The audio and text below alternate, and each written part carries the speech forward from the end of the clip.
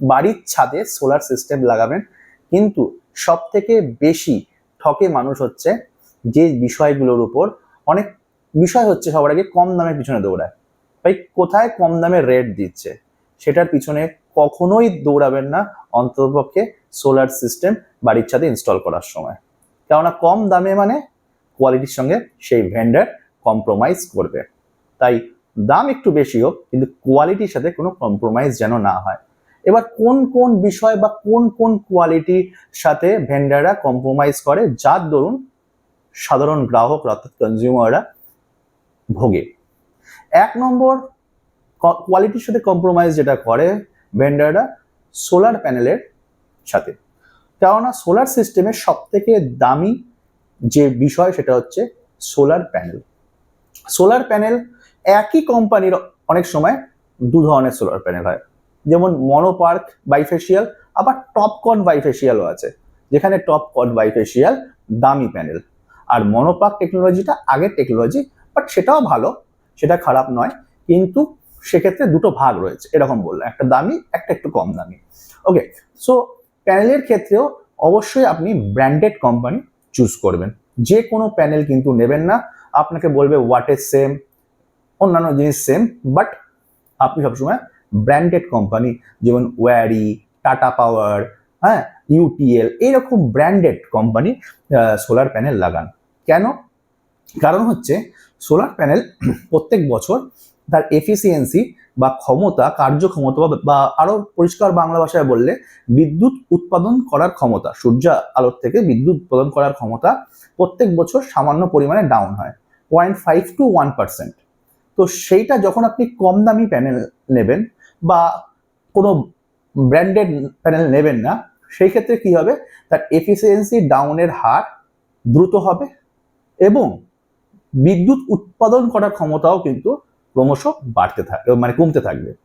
বিদ্যুৎ উৎপাদনটা কম তৈরি হবে ব্র্যান্ডেড প্যানেলের তুলনায়। অর্থাৎ যেমনি এফিসিয়েন্সি বেশি করে ডাউন হবে, তেমনি বিদ্যুৎ উৎপাদনের হারটাও কমে যাবে অনেকটা। তার জন্য দামি এবং ব্র্যান্ডেড সোলার প্যানেল লাগাবেন।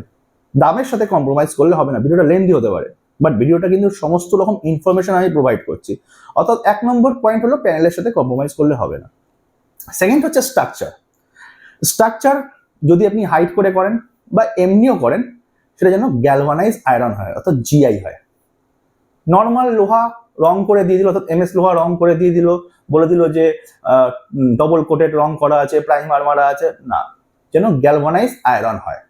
এবং বেসটা, যেটা বেস থাকবে অর্থাৎ লেগ যদি থাকে, সেটা যেন সঠিকভাবে মাউন্ট করা থাকে। বিশেষ করে যেটা হাইটের স্ট্রাকচার হয়, এলিভেটেড স্ট্রাকচারের ক্ষেত্রে যেন অ্যাঙ্কার প্লেট বসিয়ে নাট বোল্ট দিয়ে জাম করে গোড়াটা যেন ঢালাই করে দেওয়া হয়, না তো কিন্তু আপনার স্ট্রাকচার কিন্তু অনেকটাই দুর্বল হবে।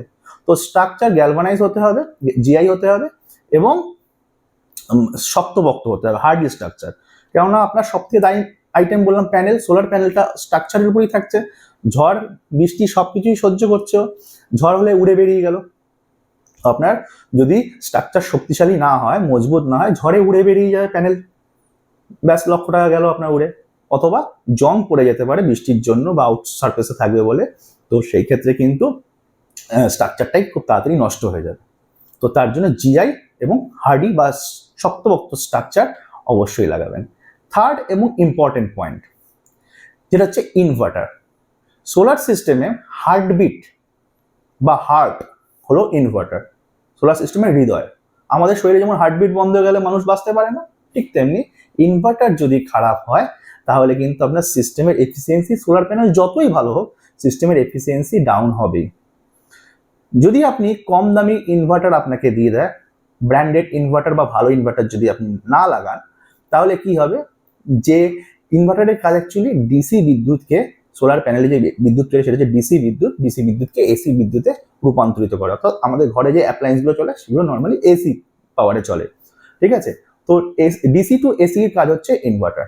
কম দামি ইনভার্টারে কি হয়, লস বেশি হয়, অর্থাৎ এসি ডিসি থেকে এসিতে রূপান্তরিত করতে গেলে ওর লস, ভিতরে লস হচ্ছে তো কয়েল থাকে, তো ওর মধ্যে লসটা বেশি হয়, এর ফলে হিট হয় এবং আউটপুট এসি পাওয়ার বা আউটপুট এসিটা কম পাওয়া যায়, এসি ভোল্টেজটা বা এসি পাওয়ারটা কম পাওয়া যায়। তো তার জন্য লসটাও বেশি হয় সেই ক্ষেত্রে। এবং ইনভার্টারে হিট হয়, অনেক সময় ফায়ারিংও হতে পারে, আগুনও জ্বলে যেতে পারে ইনভার্টারে। তো এফিসিয়েন্সি যে ইনভার্টারের বেশি সেই ইনভার্টার নিন। ওকে, 100% এফিসিয়েন্সি প্র্যাকটিক্যালি ইলেকট্রিক্যালে সম্ভব নয়। 5% যদি কম বেশি হয় এফিসিয়েন্সি, ইটস ওকে। তো এফিসিয়েন্সিটা চেক করে নেবেন, যেন 5% কম হলে সম্ভব, অসুবিধা নেই, কিন্তু এফিসিয়েন্সি যেন পুয়ার না হয়। এফিসিয়েন্সি পুয়ার মানে ইনভার্টারের ভিতরে লস বেশি হবে এবং আপনি আউটপুট এসি পাওয়ারটাও কম পাবেন, এবং ইনভার্টার অনেক সময় যে সময় হিটও জেনারেট হবে। তো ইনভার্টারের কোয়ালিটি কিন্তু হাই এফিসিয়েন্ট ইনভার্টার হতে হবে, এটাও মাথায় রাখতে হবে। এই পয়েন্টগুলো মাথায় রাখতে হবে। এছাড়াও ডিসি কেবিল এবং এসি কেবিল অবশ্যই ব্র্যান্ডেড হতে হবে, এবং যে স্ট্যান্ডার্ড আছে সেই স্ট্যান্ডার্ড যেন মেনটেন করা সেই কোম্পানির এসি ওয়্যার এবং ডিসি ওয়্যার যাতে লাগানো হয়। এছাড়া কন্ডিউট পাইপ, এবং আরেকটা পয়েন্ট হচ্ছে আর্থিংটা দেখে নেবেন। আর্থিং কিন্তু খুব ইম্পর্টেন্ট, সোলার সিস্টেমে বা সোলার স্ট্রাকচারেও যেন আর্থিং থাকে।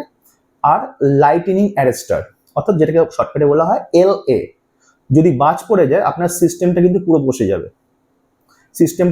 এবং নষ্ট হয়ে যাবে, এবং হাই সার্জ ভোল্টেজের জন্য কিন্তু আপনার ইনভার্টারও খারাপ হতে পারে। তো তার জন্য লাইটেনিং অ্যারেস্টার লাগানোটা খুব জরুরি। ওকে, এলএটা সঠিক পরিমাণে আর্থিং করে, কপার আর্সপাইক দিয়ে আর্থিং করে যেন লাইটিং অ্যারেস্টার তথা এলএ এবং তার সোলার সিস্টেমের আর্থিংটা যেন প্রপারলি হয়। এলএর আর্থিংটাও কিন্তু যেন প্রপারলি হয়। ওকে, তো earthing is very important part ইলেকট্রিক্যালের ক্ষেত্রে। লাইটেনিং অ্যারেস্টার অর্থাৎ বজ্রপাত থেকে যেটা রক্ষা করে এলএ, সেই এলএ এবং সিস্টেমের আর্থিং, প্যানেলের আর্থিং, বডি আর্থিং, ওটাও যেন যথেষ্ট পরিমাণে প্রপার হয়। তো আর্থিংটাও খুব ইম্পর্টেন্ট ইস্যু। এই পয়েন্টগুলো আপনাদের খেয়াল রাখতে হবে মেনলি সোলার সিস্টেম ইনস্টল করার সময়। এবং দামের সাথে একটুখানি দাম বেশি হলেও সমস্যা নেই, বাট এই জিনিসগুলোর সাথে কম্প্রোমাইজ করলে আপনার 25 বছরের চিন্তা ভাবনা করে কিনছেন, এরকম না যে 1-2 বছর চালাবেন তারপর ফেলে দেবেন। 25 বছরের চিন্তা ভাবনা করে মিনিমাম আপনি কিনবেন, তো নয়তো কিন্তু আপনি কয়েক বছর পরই আপনার সিস্টেমটা মানে বেকার হয়ে যাবে। তো তার জন্য 25 বছর মানে লং টাইমের খেলা। সেই ক্ষেত্রে টাকার সাথে কম্প্রোমাইজ করা মানে টাকা কম নয় পাচ্ছি মানে কোয়ালিটি ডাউন হয়ে যাবে। সো কোয়ালিটির সঙ্গে কম্প্রোমাইজ কোনোভাবেই করা যাবে না। সে 10 টাকা আপনি বেশি নিন, কিন্তু কোয়ালিটিটা সবসময় বেস্ট দরকার। সো এই জিনিসগুলো মাথায় রাখলে আপনি 25 বছর নিশ্চিন্তে আপনার সোলার সিস্টেম এনজয় করতে পারবেন, তার সাথে সাথে ফ্রিতে বিদ্যুৎও এনজয় করতে পারবেন।